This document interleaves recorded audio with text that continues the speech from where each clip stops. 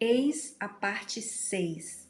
Esta parte vai dar-lhe uma excelente compreensão do mecanismo mais maravilhoso alguma vez criado. Um mecanismo através do qual podemos criar saúde, força, sucesso, prosperidade ou qualquer outra situação desejada. As necessidades são ordens e as ordens criam a ação e a ação traz os resultados. O processo de evolução está constantemente a construir o nosso amanhã a partir do nosso hoje.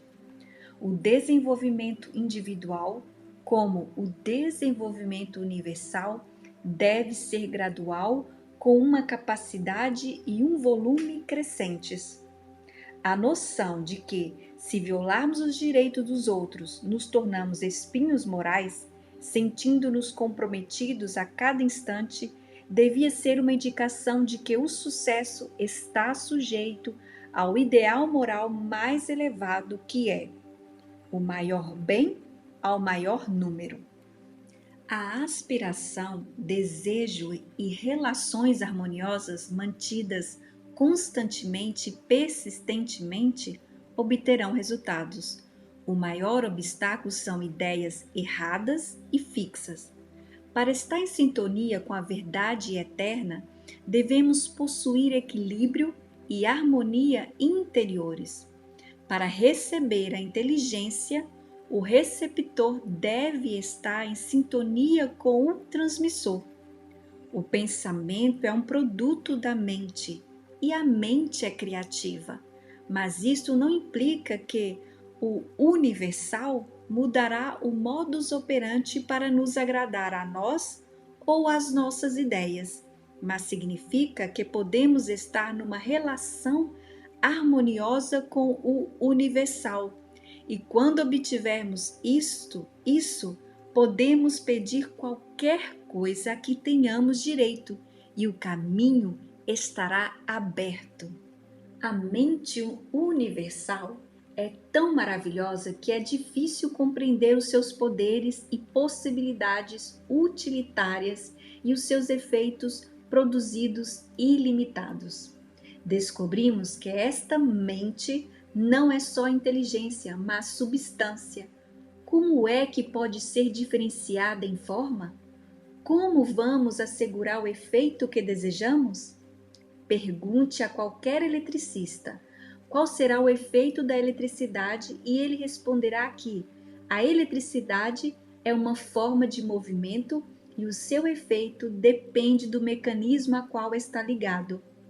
Deste mecanismo vai depender se temos calor, luz, potência, música ou qualquer outra demonstração maravilhosa de poder para a qual esta energia vital foi aproveitada. Que efeito pode ser produzido pelo pensamento? A resposta é que o pensamento é a mente em movimento, do mesmo modo que o vento é o ar em movimento. E o seu efeito dependerá inteiramente do mecanismo a qual está ligado. Eis o segredo do poder mental. Ele depende inteiramente do mecanismo que nós ligamos. Qual é este mecanismo? Conhece os mecanismos inventados por Edison, Bell, Marconi e outros peritos da eletricidade, através dos quais o local e o espaço e o tempo se tornaram apenas figura de estilo. Mas alguma vez parou para pensar que o mecanismo que lhe foi dado para transformar o poder universal, onipresente e potencial foi inventado por um inventor maior que Edison? Estamos habituados a examinar o mecanismo das ferramentas que usamos para cultivar o solo e tentamos perceber o mecanismo do automóvel que conduzimos, mas a maioria das pessoas fica satisfeita por permanecer em absoluta ignorância sobre o maior mecanismo que já existiu, o cérebro do homem. Vamos examinar as maravilhas deste mecanismo. Talvez consigamos ter uma melhor compreensão dos vários efeitos que causa. Em primeiro lugar, existe um grande mundo mental no qual vivemos e nos movemos. Este mundo é onipotente, onisciente e onipresente. Reage ao nosso desejo em proporção direta com o nosso propósito e fé. O propósito tem de estar de acordo com a lei do nosso ser, ou seja, deve ser criativo ou construtivo. A nossa fé deve ser suficientemente forte para gerar uma corrente de força suficiente para manifestar o nosso propósito. Faça-se segundo a sua fé. Tem o selo do teste científico. Os efeitos que são produzidos no mundo exterior constituem o resultado da ação e reação do individual em relação ao universal. Esse é o processo a que chamamos pensamento. O cérebro é o órgão através do qual este processo é realizado. Pensa na maravilha de tudo isso? Adora música, flores, literatura ou é inspirado pelas ideias de gênios antigos ou modernos? Lembre-se, toda beleza a que reage deve ter o contorno correspondente no seu cérebro antes de o poder apreciar. Não existe uma única virtude ou princípio na natureza que o cérebro não consiga exprimir. O cérebro é um mundo embrionário, pronto a desenvolver-se em qualquer altura que seja necessário. Se acha que esta é uma verdade científica e uma das maravilhosas leis da natureza, será mais fácil obter uma compreensão do mecanismo através do qual são obtidos estes extraordinários resultados. O sistema nervoso foi comparado a um circuito elétrico com a sua bateria de células, na qual a força é originada e a matéria branca é equivalente aos fios isolados através dos quais passa a corrente. É através destes canais que todo impulso ou desejo é transportado através do mecanismo. A medula espinhal é o grande motor e o caminho sensorial por onde passam as mensagens de e para o cérebro. Depois existe o fornecimento de sangue através das veias e artérias, renovando a nossa energia e força, a estrutura perfeitamente organizada sobre a qual todo o corpo físico se apoia e, finalmente, a pele delicada e bela, revestindo todo o mecanismo, é o manto da beleza. Então, este é o templo do Deus vivo, e ao eu individual é dado controle, e da sua compreensão do mecanismo que está sob o seu controle dependerá o resultado. Todo pensamento põe as células cerebrais em ação. A princípio, a substância para onde o pensamento é dirigido não responde, mas se o pensamento é suficientemente elaborado e concentrado, a substância finalmente responde e expressa-se perfeitamente.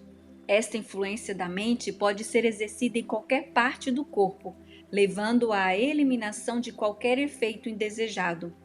Uma concentração e compreensão perfeitas das leis que dominam no mundo mental não podem deixar de ser de valor inestimável na transação de negócios, uma vez que desenvolvem o poder de discernimento e dão uma compreensão mais clara e uma melhor apreciação dos fatos. O homem que olha para dentro em vez de para fora não pode fracassar no uso das forças poderosas que acabarão por determinar o seu percurso na vida e levá-lo a sentir tudo o que é melhor, mais forte e mais desejável. A atenção ou concentração são provavelmente o mais importante no desenvolvimento da cultura da mente. As possibilidades da atenção, quando dirigida de uma forma adequada, são tão surpreendentes que dificilmente parecem credíveis ao iniciado. O cultivo da atenção é a característica distinta de todo homem ou mulher bem-sucedido e é a maior realização pessoal que pode ser conquistada. O poder da atenção pode ser mais facilmente compreendido se compararmos com uma lupa onde estão focados os raios de sol. Eles não possuem uma força particular enquanto o vidro se move e os raios andam de um lado para o outro, mas deixe o vidro completamente parado e os raios serem focados num lugar durante algum tempo e o efeito tornar-se-á imediatamente visível. O mesmo acontece com o poder do pensamento. Se dissipar o pensamento de um objeto para o outro, nenhum resultado é visível. Mas foque este poder através da atenção ou concentração ou qualquer propósito durante algum tempo e nada é impossível. Um remédio muito simples para uma situação complexa, dirão alguns. Muito bem, que experimente quem não teve nenhuma experiência em concentrar o pensamento num propósito ou objeto definido. Escolha qualquer objeto e concentre a sua atenção nele com um propósito definido, pelo menos por 10 minutos. Não consegue fazê-lo.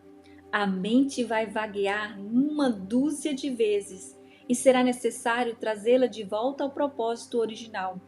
E de cada vez o efeito ter-se-á perdido e no final dos 10 minutos nada será ganho, porque não foi capaz de manter o pensamento concentrado no propósito.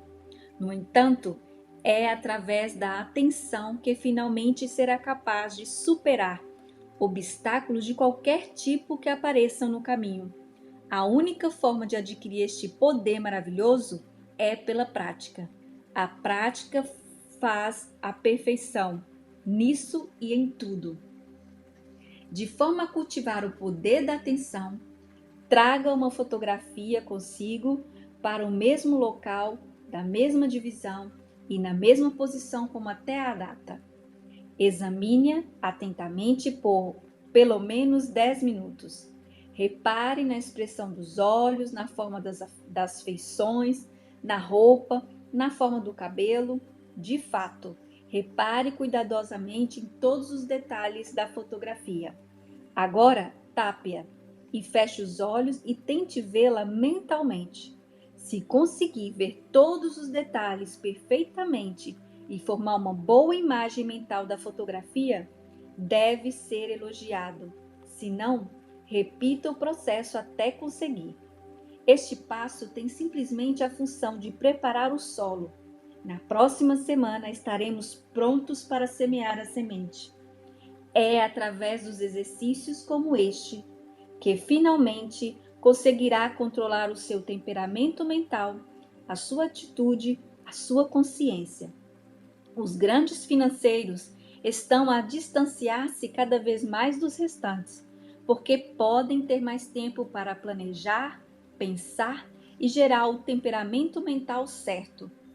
Homens de negócios bem-sucedidos estão constantemente a provar que compensa manter-se em contato com o pensamento de outros homens de negócios bem-sucedidos. Uma só ideia pode valer milhões de dólares, e essas ideias apenas podem surgir aos que estão receptivos, aos que estão preparados para as receber, aos que têm uma mentalidade de sucesso. Os homens estão a aprender a estar em harmonia com a mente universal. Estão a aprender a unidade de todas as coisas. Estão a aprender os métodos básicos e os princípios do pensamento. E isso está a alterar as condições e a multiplicar os resultados. Estão a perceber que as circunstâncias e o ambiente resultam da tendência do progresso mental e espiritual. Percebem que o crescimento resulta do conhecimento. A ação resulta da inspiração. As oportunidades resultam da percepção. O espiritual vem sempre primeiro e depois a transformação em possibilidades de sucesso infinitas e ilimitadas. Como o individual é apenas o canal para fazer a distinção do universal, estas possibilidades só podem ser inesgotáveis. O pensamento é o processo através do qual podemos absorver o espírito do poder e manter o resultado na nossa consciência interior até se tornar uma parte da nossa consciência comum. O método para obter este resultado através da prática persistente de alguns princípios fundamentais, como é explicado neste sistema, é a chave mestra que abre o armazém da verdade universal. Verdade universal tem as primeiras letras em maiúsculo. As duas grandes fontes de sofrimento humano no presente são as doenças do corpo e a ansiedade mental. Estas podem ser imediatamente detectadas ao infringir alguma lei natural. Isso deve-se, sem dúvida, ao fato de até agora o conhecimento ter permanecido parcial. Mas as nuvens da escuridão que se acumulam durante eras estão a começar a dissipar-se, e com elas muitas das tristezas sobre as quais não existe informação suficiente. Que um homem se pode mudar a si mesmo, melhorar, recriar-se, controlar o seu ambiente e dominar o seu próprio destino. É a conclusão de toda a mente que está desperta para o poder que o pensamento certo tem na ação construtiva. Larsen.